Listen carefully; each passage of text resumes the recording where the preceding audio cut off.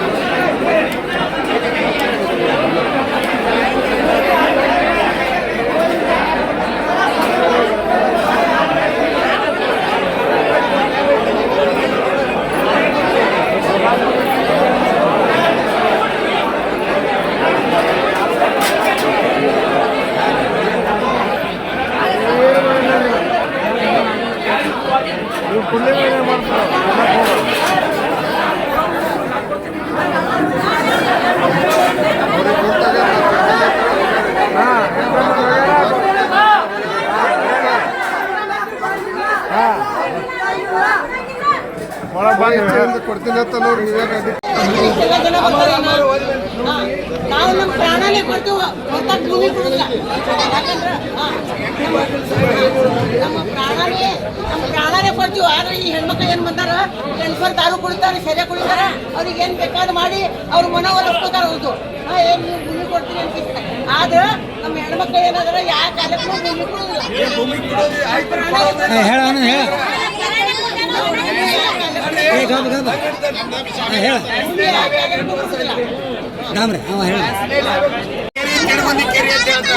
ಅವ್ರ ರೈತರದೇ ಹೊಲ, ಅವ್ರದ್ದು ಇನ್ನೂ ರೊಕ್ಕ ಕೊಟ್ಟಿಲ್ಲ.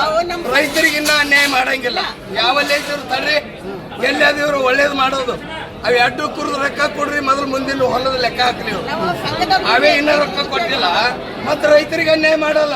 ಮ್ಯಾಗ ಯಾವುದೋ ಒಂದು ಮಾತು ಹೇಳಿ ನಗಿಸಿ ರೈತರ ಮನೆ ಕಳ್ಸೋದು ಅಲ್ಲ. ಇದ್ರ ಬಗ್ಗೆ ಹೋಗ್ರಿ ಹೋರಾಟ ಅವ್ರು ಏನಂತಾರ, ಯಾರು ನೀವು ಬಂದವ್ರು ಏನಾದ್ರಲ್ಲ, ರೈತರ ಭೂಮಿ ಗುಡು ಬಲವಂತವಾಗಿ ಯಾರು ಅಂತಾರಲ್ಲ, ಯಾರು ಸ್ವೇಚ್ಛೆದಿಂದ ಕೊಡ್ತಾರ ಅವ್ರದ್ದು ತಗೋತೀವಿ. ಆಮೇಲೆ 22A ಅಂದ್ರೆ ಎಲ್ಲರೂ ಕೊಟ್ಟಿರೋ ತಿಳಿರಿ, ನಡು ಯಾರು ಇರ್ತದಂದ್ರೆ ನಾವು ನಿಮ್ಗೆ ನೀವು ಕೊಡುದಿಲ್ಲ ಅಂದ್ರೂ ನಾವು ತಗೋತೀವಿ ಅಂತಾರೆ.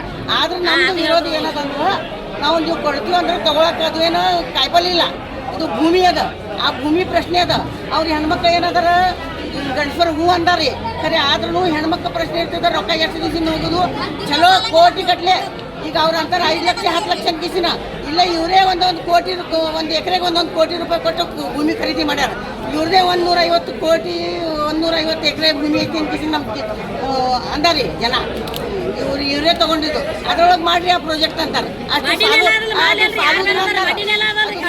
ಅಂದ್ರೆ ನಿಮ್ದು 150 ಮಾಡಿ ಅದು 150 ಎಕರೆ ಬಿಡ್ರಿ. ನಮಗೆ ನಾವು ಮತ್ತೊಬ್ಬರಲ್ಲಿ ಹೋಗೋರಲ್ಲ ಬರೋರಲ್ಲ ಏನೂ ಇಲ್ರಿ. ಸಿದ್ದೇಶ್ವರ ಅಪ್ಪವ್ರು ಏನು ಹೇಳ್ಯಾರಿ, ನಮಗೆ ಕಾಯಿಪಲ್ಲೆ ಬಜಾರ್ದಂದು ತಂದು ತಿನ್ಬೇಡ್ರಿ. ಆಮೇಲೆ ನಿಮ್ಮ ಹೊಲ್ದಾಗ ಇಟ್ಟೆ ಆಗೋಲ್ಲಕ್ಕ ಕಾಯಿಪಲ್ಲೆ ಮಾಡಿ ಹೊಲ್ದಾಗ ದುಡುದು ತಿನ್ನಂತ ಹೇಳ್ರಿ ನಮಗೆ ಸಿದ್ದೇಶ್ವರ ಅಪ್ಪವ್ರು. ನಮಗೆ ದಿನಾನ ಸಿದ್ದೇಶ್ವರ ಅಪ್ಪರು ವಚನ ಕೇಳೀನಿ. ಅವ್ರಿದ್ರೆ ಸಿದ್ದೇಶ್ವರ ಅಪ್ಪವರು ಹೇಳ್ದಂಗೆ ನಾವು ನಡಿತೇವೆ ರೀ. ನಾವು ಭೂಮಿಯಾಗೆ ಮಾಡ್ತೇವೆ, ಭೂಮಿಯಾಗೆ ತಿಂತೇವೆ ರೀ. ಈಗಿದ್ರೆ ನಮ್ಮ ಭೂಮಿ ಅವ್ರು ತೊಗೊಂತಿನ್ನಂತಾರ, ನಾವು ಕೊಡೋದಿಲ್ಲ ರೀ. ಇಷ್ಟೇ ರೀ. ತಿಡಗುಂದಿ ಗ್ರಾಮದ 1203 ಎಕರೆ ಜಮೀನನ್ನು KIDB ಅವರು ಅಕ್ವೈರ್ ಮಾಡಿಕೊಂಡಿದ್ದಾರೆ.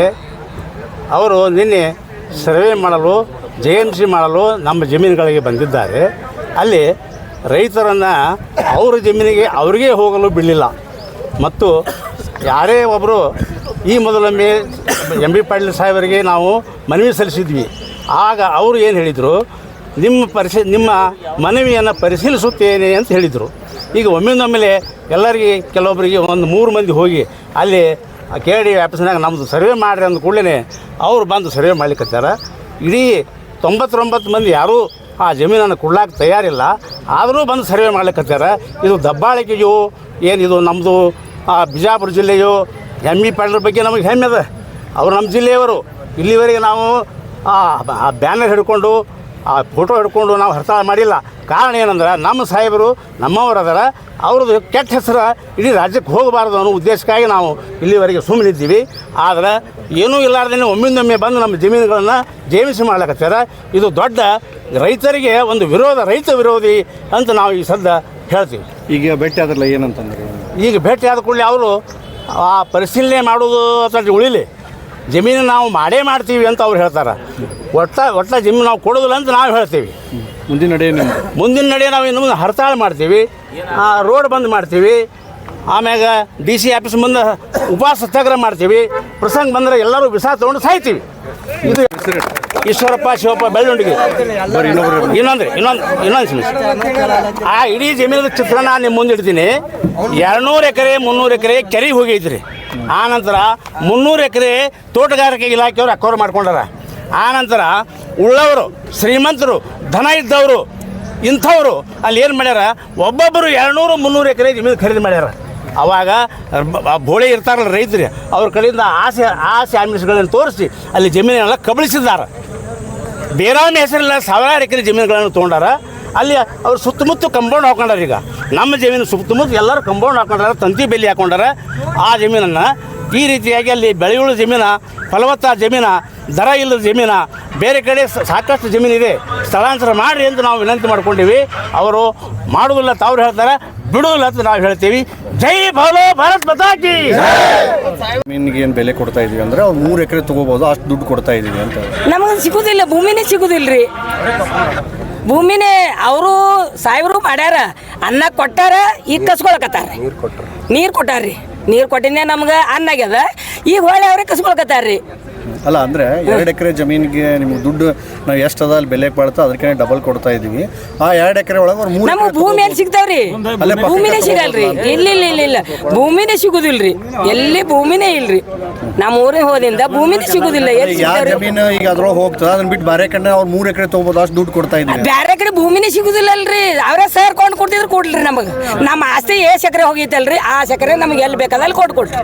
ನಮಗೆ ದುಡ್ಡು ಬೇಕಾಗಿಲ್ರಿ, ನಮ್ಮ ಆಸ್ತಿನೇ ಕೊಡ್ಸಿಲ್ರಿ. ಆದ್ರೆ ನಮ್ಮ ಊರಾಗ ಆಸ್ತಿ ನಮ್ಮ ಆಸ್ತಿ ಅಂತದ ನಮ್ದು ಎಷ್ಟು ಎಕರೆ ಅದ ಅಷ್ಟೇ ಕೊಡ್ರಿ. ನಮ್ಗೆ ಹೆಚ್ಚಿಗೆ ಒಂದು ಪಾಯಿಂಟ್ ಬೇಡ್ರಿ ಅವ್ರದ್ದು. ನಿಮ್ಮ ಹೆಸರು? ನನ್ನ ಹೆಸರು ಅಂಜನಾದೇವಿ ತಿಲ್ಯಾಡ್ರಿ.